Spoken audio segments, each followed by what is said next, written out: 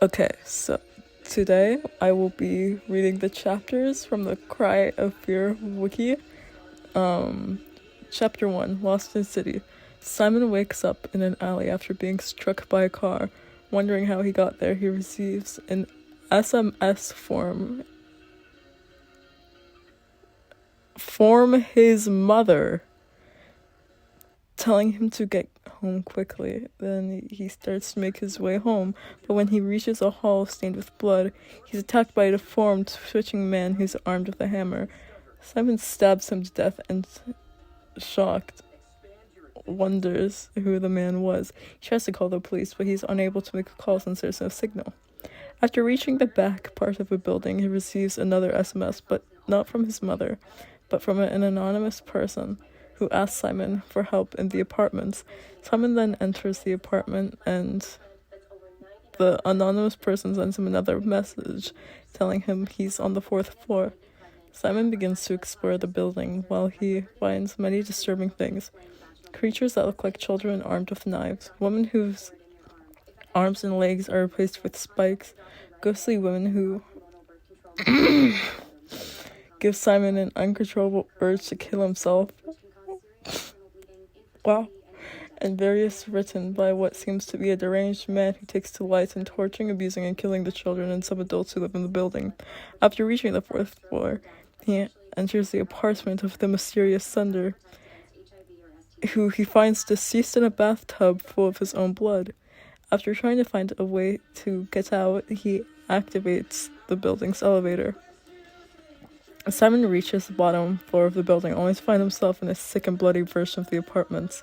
After descending many stairs and reaching a door, Simon fights the first boss in the game, Saw-er. Saw-er? I barely even know her. Okay, I'm gonna continue now. Who can kill Simon instantly if he manages to hit him with his chainsaw. Once the enemy has received enough damage, Saw-er will fall to his knees in pain before beheading himself with the chainsaw. Even Simon is shocked and sick state, passing out and finishing the chapter. Not only does it leave him in a shocked and sick state, he also pukes and passes out in said puke. Chapter 2, Who is that doctor? Simon wakes up after passing out. Startled by the presence of a doctor, he quickly tells Simon he's not one of them, referring to the enemies that have attacked Simon so far. He tells Simon that he can't trust him and leaves through a door to his right, locking it. Simon then heads out to find a way to escape the city and reach his home, encountering many threats along the way. He reaches a room where he finds the doctor beheading a man for not telling him the location of a key. Simon interrupts him, and the doctor flees from the room.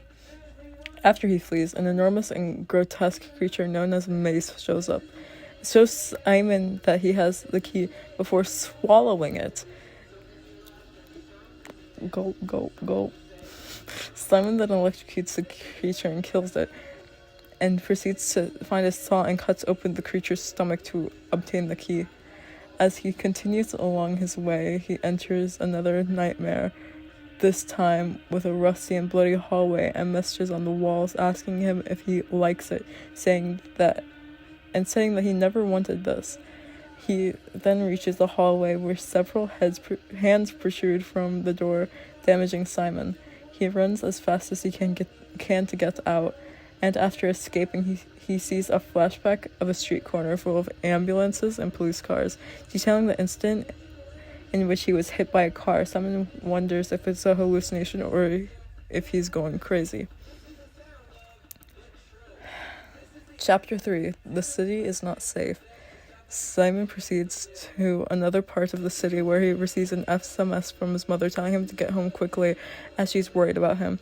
He then realizes there's a grotesque creature blocking his way, so he finds an alternate path and continues on his way. When he reaches an alley, he's ambushed by the greatest threat of the game, Saw Runner.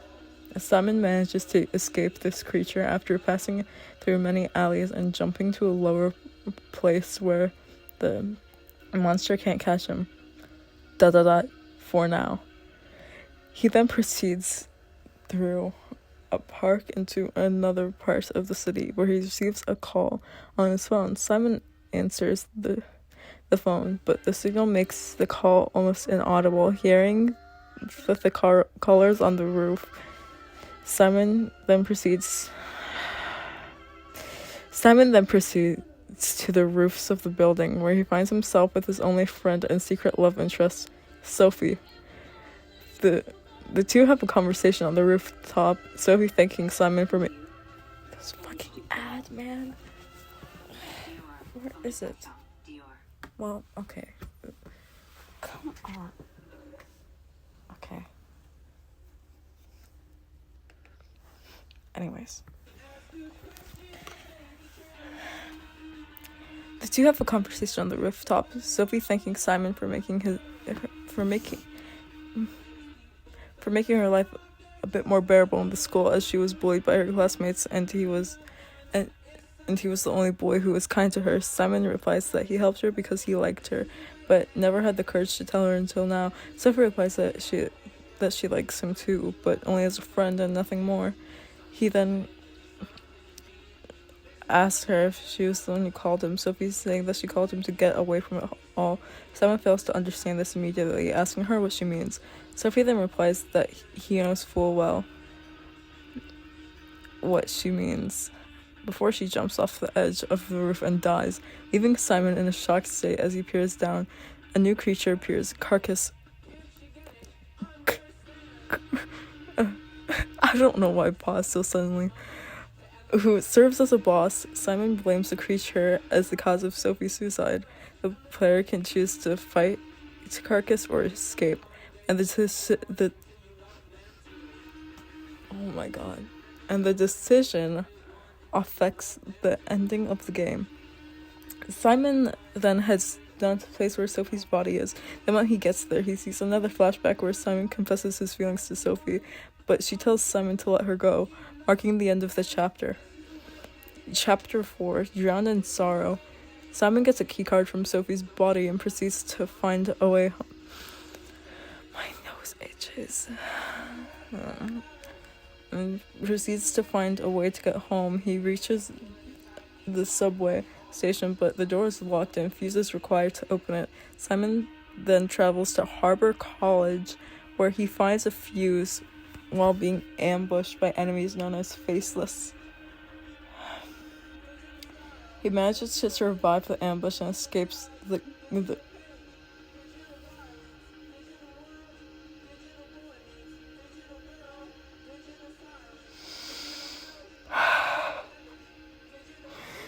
He manages to survive the ambush and escapes the college with the fuse, returning to the subway station and using the fuse to enter. He realizes that the door is partially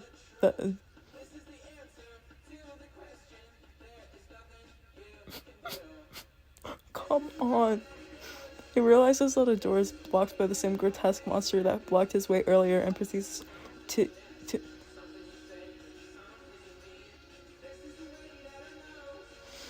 Okay, well that's enough. French